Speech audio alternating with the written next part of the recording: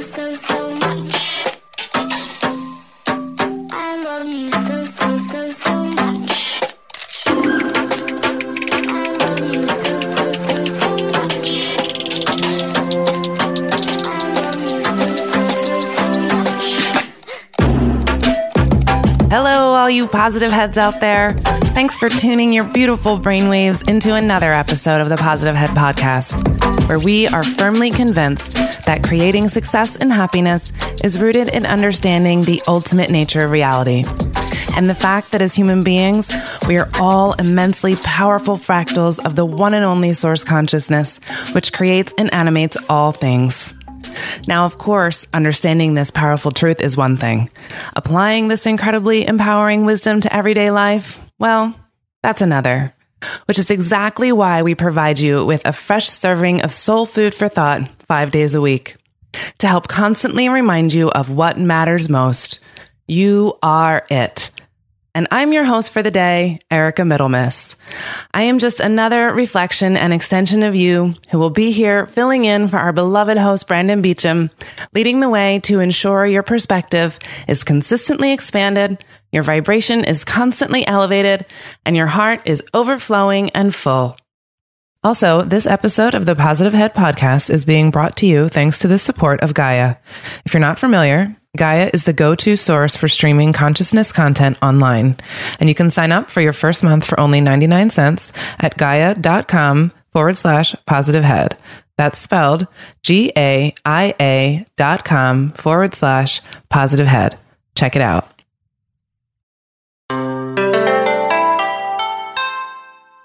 All right, all you positive heads, welcome back. Today is a magical Monday here in Positive Headland. I hope you all are having a beautiful day. And I am happy to be here again while Brandon's away. I love getting to fill in. And today I'm going to read a little bit from the Kybalion, and I'm going to go over the Seven Hermetic Principles. This came up in a discussion on the Facebook group, actually, and I thought, what a great idea to go over these principles and read them. So that's what we're going to do today.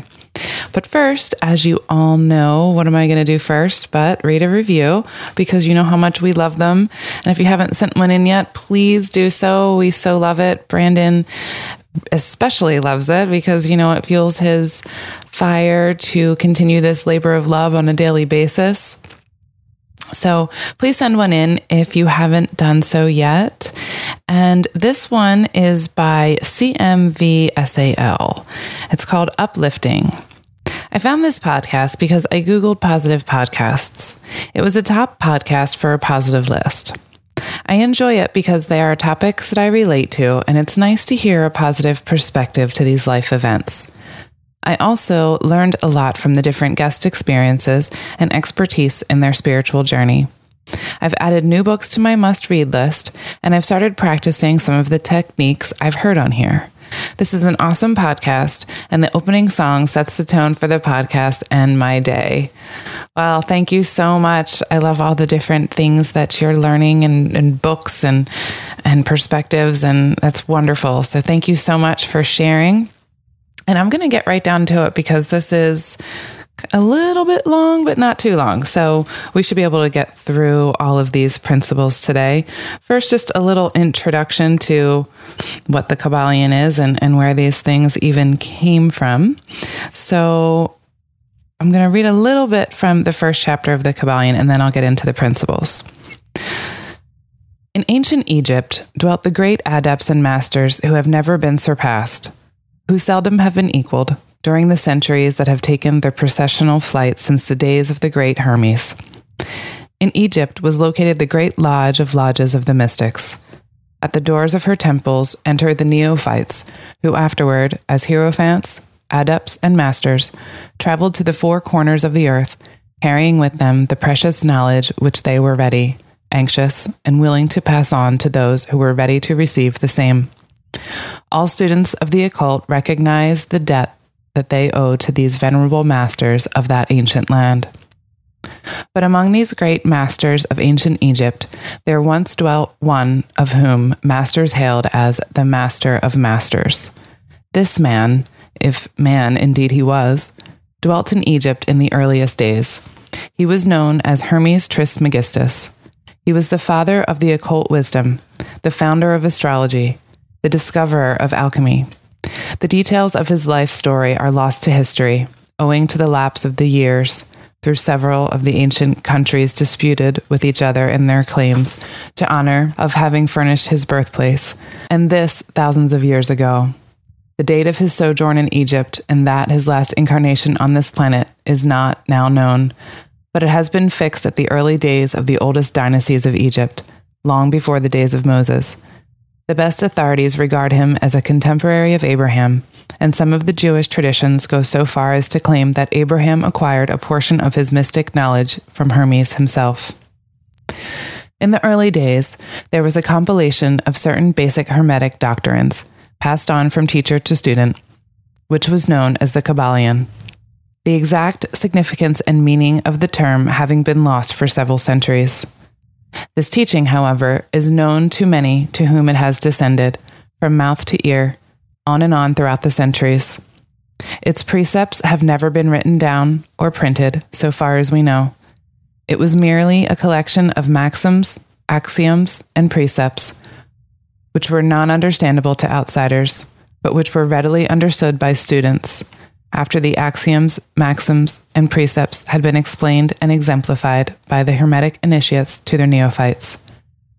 These teachings really constituted the basic principles of the art of Hermetic alchemy, which, contrary to the general belief, dealt in the mastery of mental forces rather than the material elements, the transmutation of one kind of mental vibration into others, instead of the changing of one kind of metal into another. The legends of the philosopher's stone, which would turn base metal into gold, was an allegory relating to Hermetic philosophy, readily understood by all students of true Hermeticism. The Seven Hermetic Principles. The principles of truth are seven. He who knows these, understandingly, possesses the magic key, before whose touch all the doors of the temple fly open. First principle, the principle of mentalism. All is mind. The universe is mental. This principle embodies the truth that all is mind.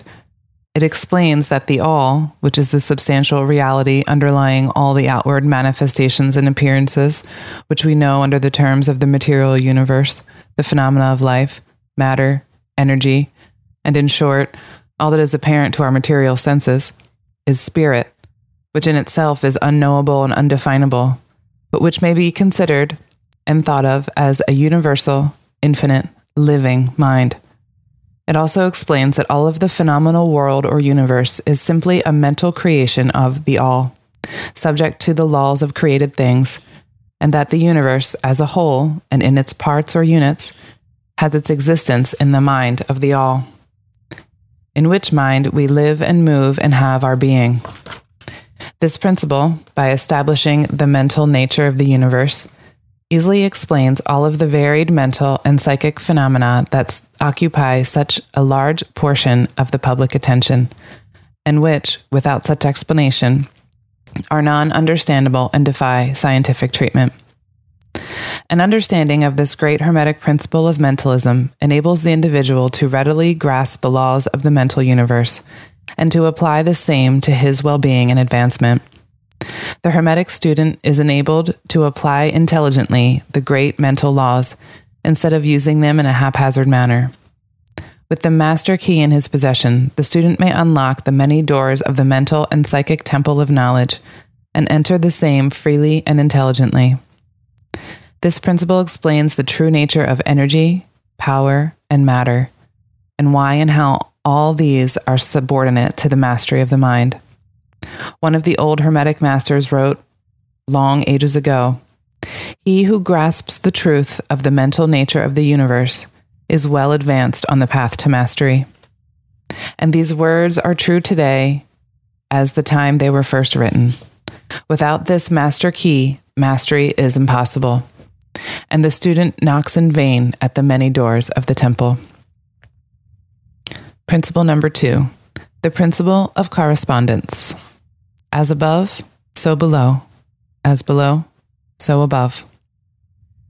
This principle embodies the truth that there is always a correspondence between the laws and phenomena of the various planes of being and life.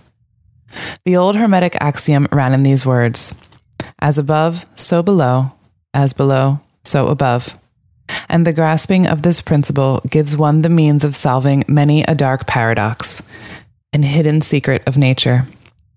There are planes beyond our knowing, but when we apply the principle of correspondence to them, we are able to understand much that would otherwise be unknowable to us.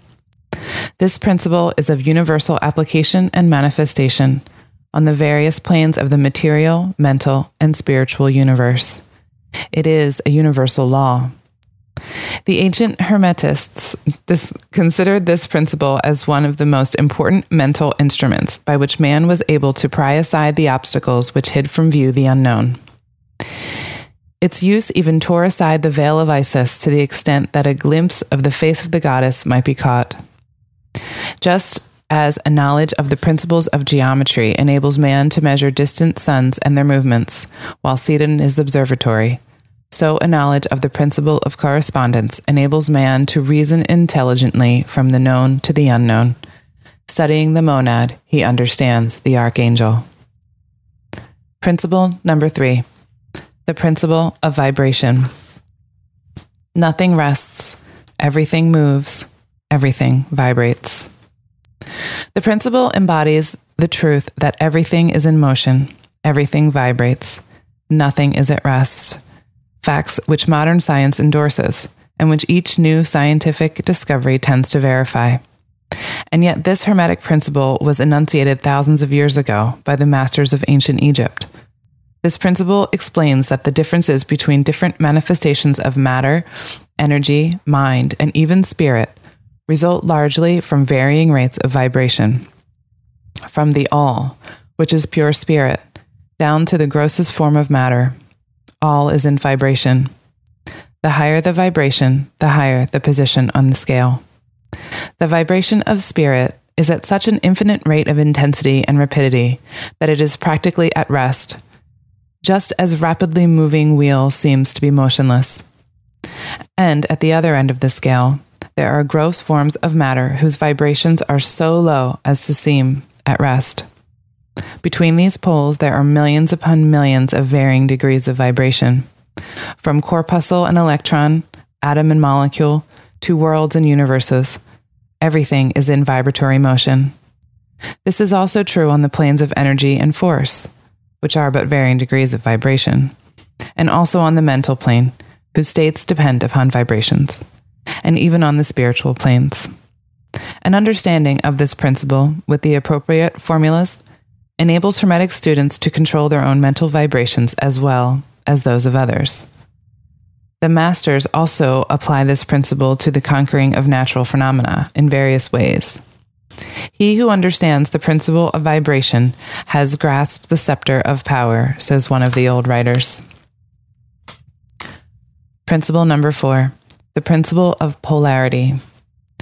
Everything is dual. Everything has poles.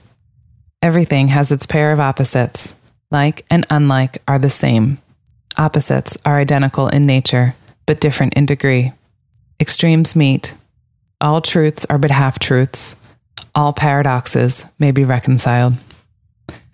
This principle embodies the truth that everything is dual. Everything has two poles. Everything has its pair of opposites, all of which were old Hermetic axioms. It explains the old paradoxes that have perplexed so many, which have been stated as follows. Thesis and antithesis are identical in nature, but different in degree. Opposites are the same, differing only in degree. The pairs of opposites may be reconciled. Extremes meet. Everything is and isn't at the same time. All truths are but half-truths. Every truth is half false. There are two sides to everything, etc., etc. It explains that in everything there are two poles or opposite aspects, and that opposites are really only the two extremes of the same thing, with many varying degrees between them. To illustrate, heat and cold, although opposites, are really the same thing, the differences consisting merely of degrees of the same thing. Look at your thermometer and see if you can discover where heat terminates and cold begins. There's no such thing as absolute heat or absolute cold. The two terms heat and cold simply indicate varying degrees of the same thing, and that same thing which manifests as heat and cold is merely a form, variety, and rate of vibration. So heat and cold are simply the two poles of that which we call heat, and the phenomena attendant thereupon are manifestations of the principle of polarity. The same principle manifests in the case of light and darkness, which are the same thing, the difference consisting of varying degrees between the two poles of the phenomena. Where does darkness leave off and light begin? What is the difference between large and small, between hard and soft, between black and white, between sharp and dull, between noise and quiet, between high and low, between positive and negative? The principle of polarity explains these paradoxes, and no other principle can supersede it. The same principle operates on the mental plane. Let us take a radical and extreme example, that of love and hate.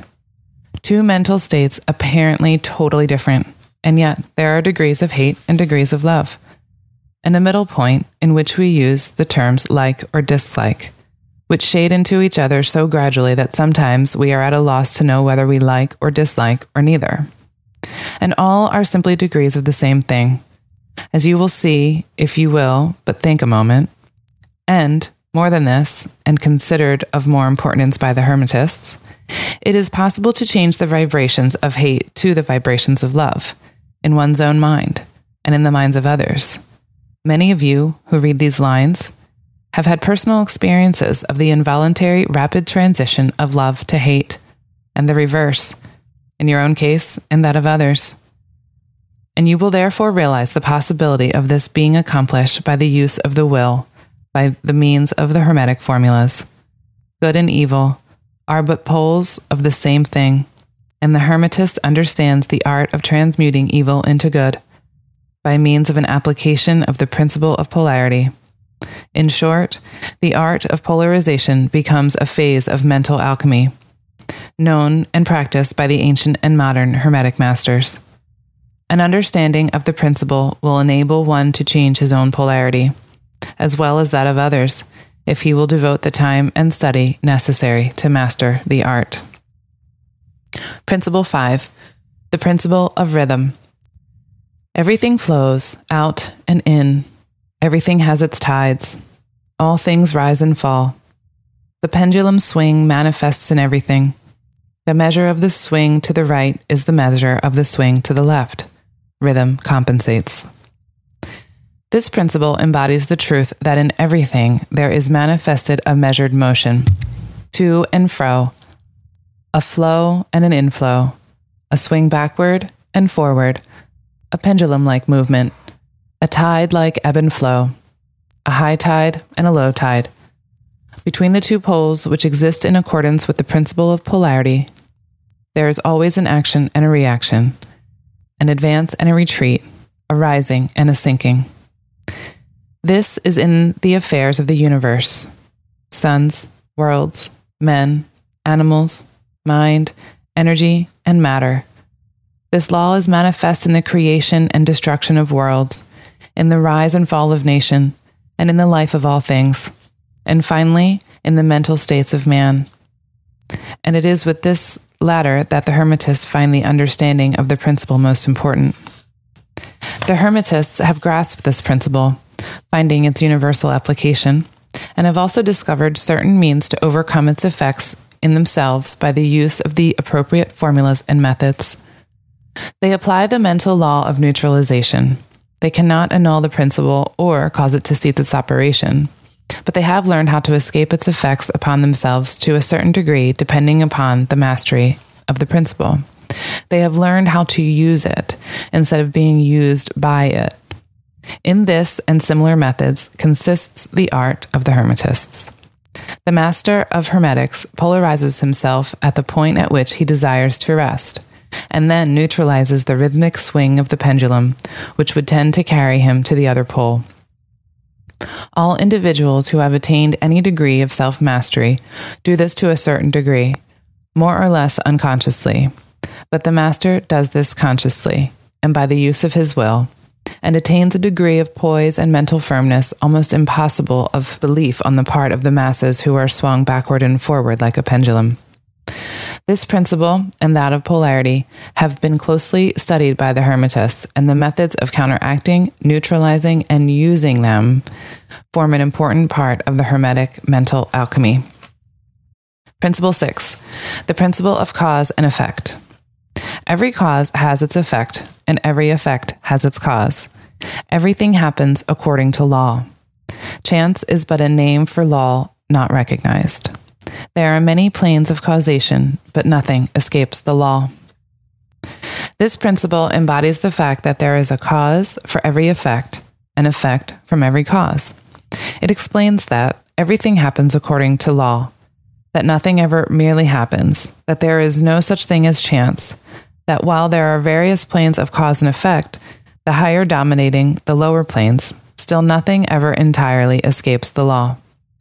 The Hermetists understand the art and methods of rising above the ordinary plane of cause and effects to a certain degree, and by mentally rising to a higher plane, they become causers instead of effects. The masses of people are carried along, obedient to environment, the wills and desires of others stronger than themselves, heredity, suggestion, and other outward causes moving them about like pawns on the chessboard of life. But the masters, rising to the plane above, dominate their moods, characters, qualities, and powers, as well as the environment surrounding them. They become movers instead of pawns. They help to play the game of life instead of being played and moved about by other wills and environment. They use the principle instead of being its tools. The masters obey the causation of the higher planes, but they help to rule on their own plane. In this statement, there is condensed a wealth of Hermetic knowledge.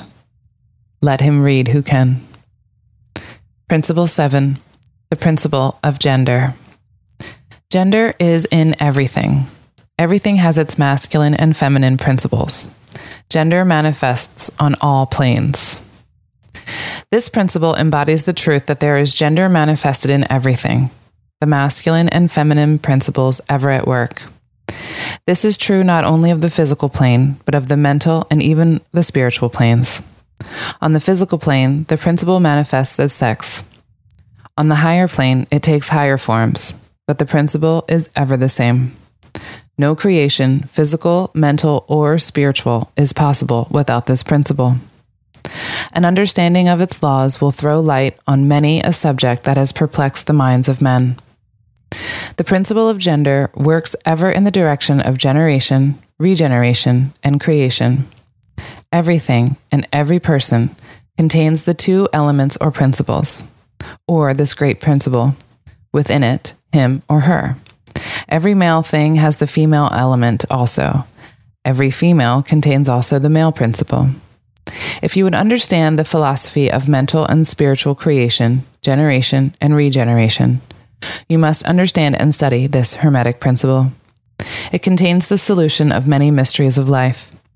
We caution you that this principle has no reference to the many base, pernicious, and degrading lustful theories, teachings, and practices which are taught under fanciful titles, and which are a prostitution of the great natural principle of gender. Such base revivals of the ancient infamous forms of phallicism tend to ruin mind, body, and soul, and the Hermetic philosophy has ever sounded the warning note against these degraded teachings, which tend towards lust, perversion of nature's principles. If you seek such teachings, you must go elsewhere for them. Hermeticism contains nothing for you along these lines. To the pure, all things are pure. To the base, all things are base. So that was the 7 Hermetic Principles, everyone. And this book, actually, the Kybalion, goes into each one of these principles a whole lot more. But today, I just wanted to go over the basics of them because they're pretty interesting. So I hope you all think so too. And with that, I am going to be out of here for the day. I'll be back tomorrow one more time this week. And I will be leaving you with a song today. This song is by Trevor Hall called All I Ever Know. Till tomorrow, everyone. Take care. Also, if you're craving more consciousness elevating content, be sure to check out Gaia, which is the go-to source for streaming consciousness content on the web, where you can stream an incredible 7,000 plus exclusive videos covering 5,000 years of wisdom. As you all hear Brandon constantly say, it is a daily conscious effort to maintain an elevated vibration, and if you're looking to journey deep down the rabbit hole to do so, then Gaia is the best place we know of to do it, period. And you can sign up for your first month for only 99 cents at gaia.com/positivehead. That's spelled GAIA.com/positivehead. Check it out.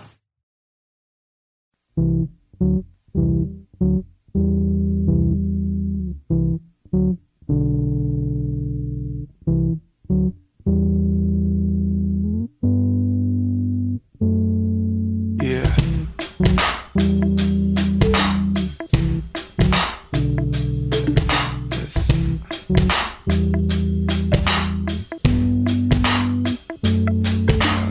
Stuck in the storm, but there's no need to mourn. You're my roof, you're my shelter. Your love keeps me warm. We sail away, you and I. All thunder all around, waves up and down, but I hold to the song and I hold to the sound. So come what may, you and I will put the stars to shame. What can I say? The earth it turns, but will never fade away. Forever hold on, forever stay close. All I ever need, you'll be all I ever know. You'll be all I ever know. All I ever know. All I ever know. All I ever know. All I ever know.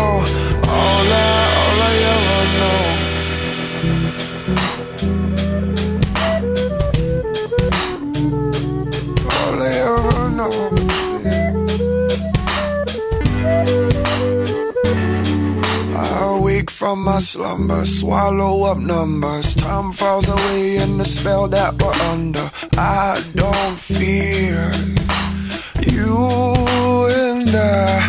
As we let go of all this, nothing we don't miss. Bliss shall explode in a second we kiss. Baby, I don't fear you and I will put the stars to shame. What can I say? The earth it turns, but will never fade away. Forever hold on, forever stay close. All I ever need, you, but all I ever know. We'll put the stars to shame. What can I say? The earth it turns, but will never fade away. Forever hold on, forever stay close. All I ever need, you, but all I ever know. You'll be all I ever know. All I ever know. All I ever know. All I ever know. You'll be all I ever know. All I ever know. All I ever know. All I ever know. You'll be all I ever know. All I ever know. All I ever know. You'll be all I ever know. You'll be all I ever know. All I ever know. All I ever know. All I ever know.